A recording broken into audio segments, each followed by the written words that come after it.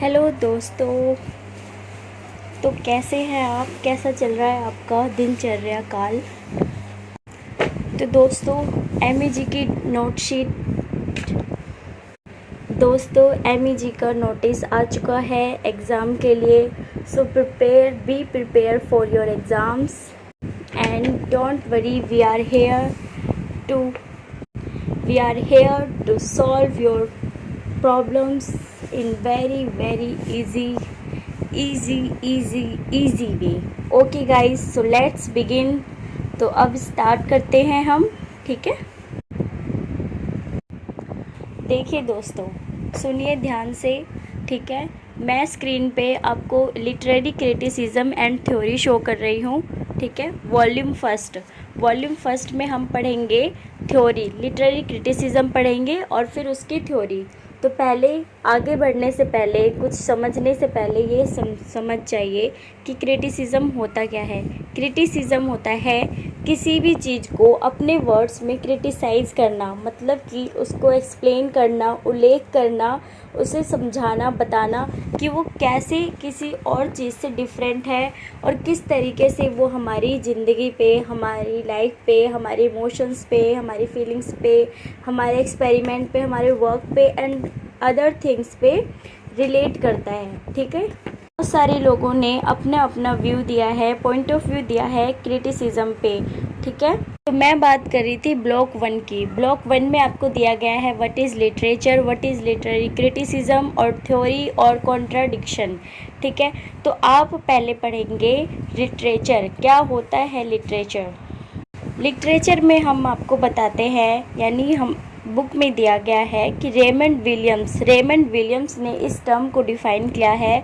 उनका मानना है कि लिटरेचर के अंदर जितनी भी चीज़ें हुई आज तक, हो गई हैं या होने वाली हैं, हो रही हैं, और वो कैसे एक दूसरे से रिलेट करती है, ये सब उसके अंदर दिया गया है लिटरेचर के अंदर, ठीक है। कई सारे पोएट्स भी आए, जैसे कि मैथ्यू आर्नोल्ड, ओके, पीवी शैली। मैथ्यू आर्नोल्ड का वर्क 1822 टू 1888, ठीक है, फेमस वर्क है इनका।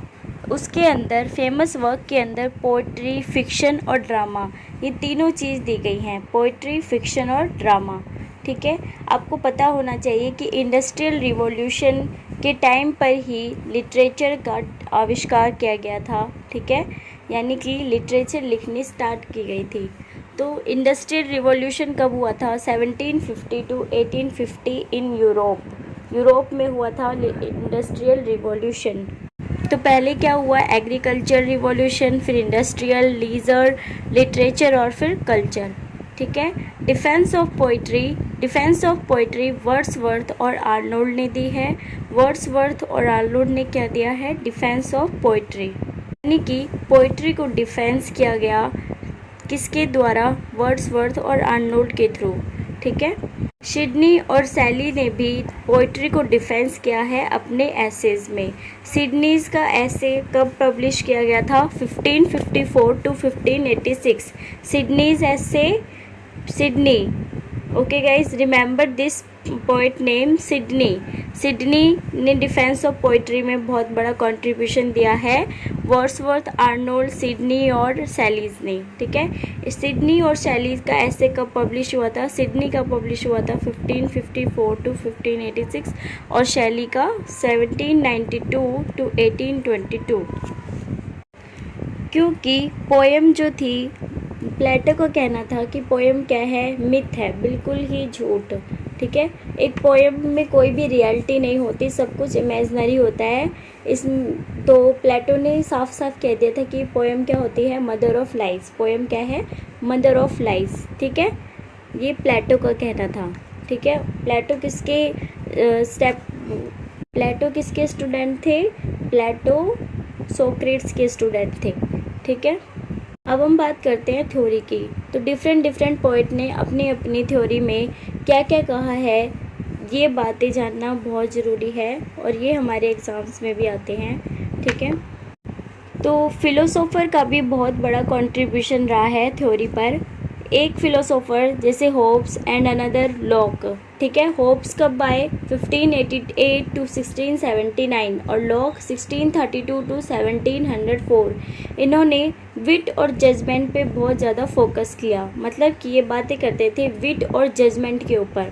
किसके ऊपर बातें करते थे? होब्स और लॉक विट और जजमेंट के ऊपर। किसके ऊपर बातें करते थे? विट और जजमेंट के ऊपर। की जो जनरल थ्योरी थी ये बेसिकली बेस्ड थी नॉलेज पे, जैसे कि हिस्ट्री के ऊपर। होब्स क्या कहते हैं? होब्स कहते हैं in a good poem both judgement and fancy are required. किसी भी अच्छी पोएम में जजमेंट और फैंसी का होना बहुत ज़रूरी होता है, ये कहना था होब्स का। Judgment without fancy is wit. बिना किसी जजमेंट के फैंसी क्या है? विट है। But without judgment without fancy but fancy without judgment not। okay, the 18th century philosopher Kant। 18th century में philosopher आए कैंट। कैंट ने बताया 1724 to 1804 इनका समय काल था, टाइम पीरियड था कैंट का। 1724 से स्टार्ट हुआ 1804। Has purposiveness without purpose. Kant ने एस्थेटिक जजमेंट के ऊपर अपना जजमेंट दिया, oppose to moral judgement and described as purposiveness without purpose. उसके बाद वर्ड्सवर्थ आए। वर्ड्सवर्थ की थ्योरी में लिटरेचर का प्रेफरेंस बहुत ज़्यादा था। उन्होंने अपने प्रेफरेंस को बताने के लिए लिरिकल बैलेट्स दी। वर्ड्सवर्थ ने क्या किया? लिरिकल बैलेट्स में लिटरेरी क्रिटिसिज्म को एज अ थ्योरी अप्लाई किया। ठीक है, जैसे कि उन्होंने लिखा था the romantic theory of poetry.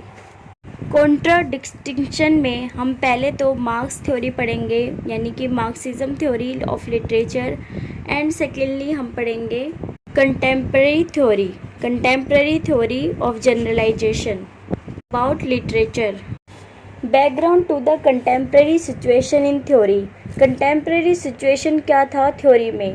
तो बैकग्राउंड सिचुएशन भी पढ़ना बहुत ज़रूरी है।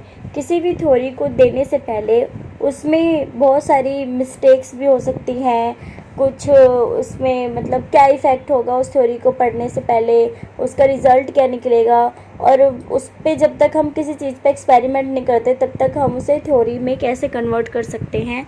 तो ये होता कैसे है, तो इसी बैकग्राउंड को हम अब पढ़ेंगे। देखिए 19th सेंचुरी में हायर एजुकेशन इंग्लैंड के अंदर सिर्फ उसी को माना जाता था जो चर्च में रहता था। चर्च में रहने वाले को हायर एजुकेशन दी जाती थी, ऑक्सफोर्ड और कैम्ब्रिज। ठीक है, कन्फाइंड वो किस में कन्फाइंड होते थे? वो ऑक्सफोर्ड और कैम्ब्रिज में कन्फाइंड होते थे। ठीक है, जैसे कि इंग्लैंड का चर्च होता था, उसमें 2 एंशियंट यूनिवर्सिटीज़ थी, जैसे कि all man monasteries in the form of colleges. Teacher जो थे वो अनमैरिड चर्चमैन होते थे। ठीक है, उन्हें शादी करने की इजाज़त नहीं थी, मैरी करने की इजाज़त नहीं थी। And like them students were all housed in the colleges. और जो भी वहाँ पे शिक्षा लेने आता था, पढ़ाई करने आता था, तो उसे वहीं पे कॉलेज में ही अपना घर बना के रहना पड़ता था। एंशियंट ग्रीक और लैटिन लिटरेचर में डिविनिटी और मैथमेटिक्स को ही मेन सब्जेक्ट माना जाता था। उनकी मेन सब्जेक्ट क्या होते थे ग्रीक और लैटिन लिटरेचर के अंदर? डिविनिटी और मैथमेटिक्स। ठीक है, उसके बाद 1826 में यानी 1826 में यूनिवर्सिटी कॉलेज ने पहली बार फर्स्ट टाइम लंदन में ओपनिंग की, जिसके अंदर फर्स्ट इंग्लिश प्रोफेसर भी को अपॉइंट किया गया 1829 में। उसके अंदर मैन और वुमेन दोनों किसी भी तरीके के रिलीजन्स को, चाहे वो किसी भी रिलीजन से हो, किसी भी धर्म से हो, मैन और वुमेन उन्हें पढ़ाई करने की इजाज़त थी। और ये 1826 में यूनिवर्सिटी कॉलेज अप्लाई हुआ था, कहाँ पे? लंदन में स्टेबलाइज हुआ था।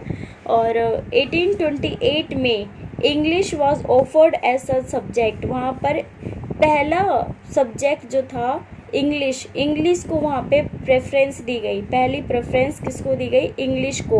और फर्स्ट इंग्लिश प्रोफेसर को भी अपॉइंट किया गया 1829 में। कहाँ पे हुआ था ये? लंदन के अंदर।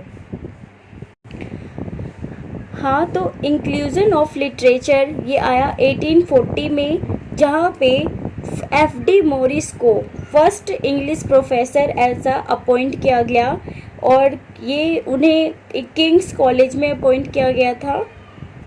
पॉलिटिकल मोटिव से या फिर किसी भी आइडियोलॉजी से, पहले क्या होता था, जो भी चर्च का आदमी है, मतलब चर्च का मेन लीडर है, वही बता सकता है कि क्या सही है और क्या गलत है।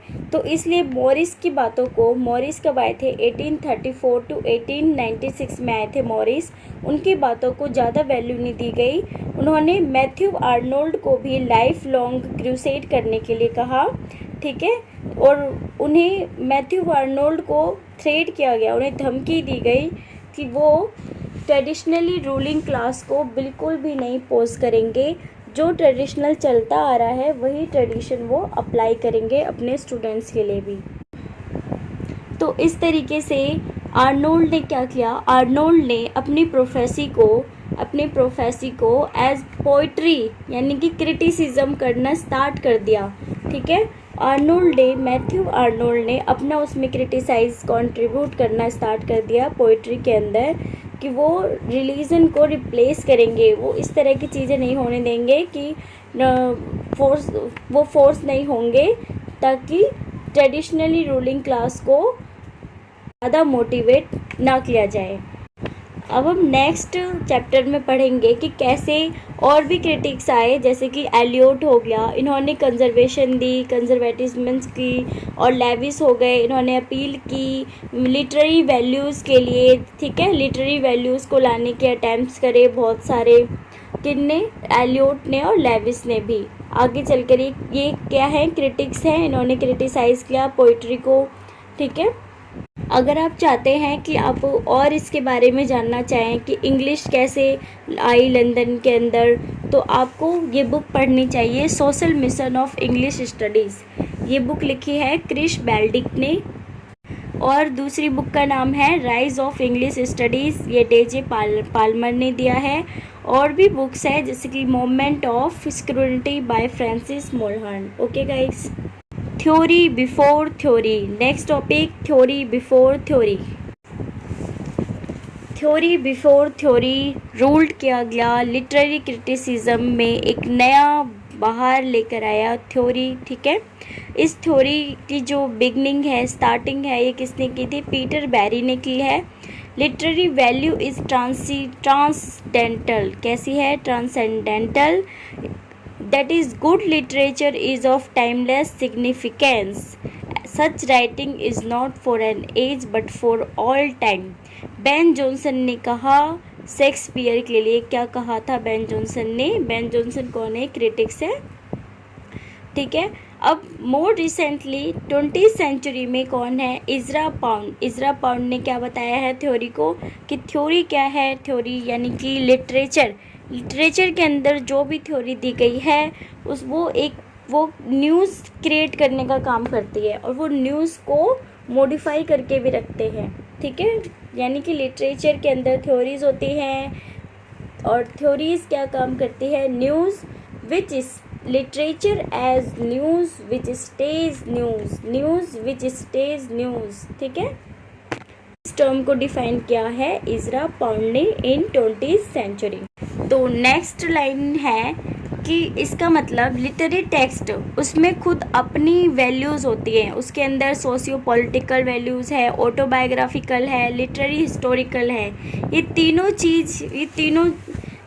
चीज़ ही मिलकर क्या बनाते हैं, थ्योरी बनाते हैं, जिसके अंदर जैसे कि आप सोशियो पॉलिटिकल पढ़ेंगे तो उसके अंदर सोशल के बारे में होगा, पॉलिटिक्स के बारे में होगा, एज अ थ्योरी ही होगा जो भी होगा, ठीक है। ऑटोबायोग्राफिकल पढ़ेंगे तो उसके अंदर भी क्या होगी, न्यूज़ की तरह ही होगी थ्योरी, कि भाई मैं ये हूँ, मैं वो हूँ, मैंने ये किया, मैंने वो किया, मेरे साथ ये हुआ। तो ऑटोबायोग्राफी में भी यही होता है।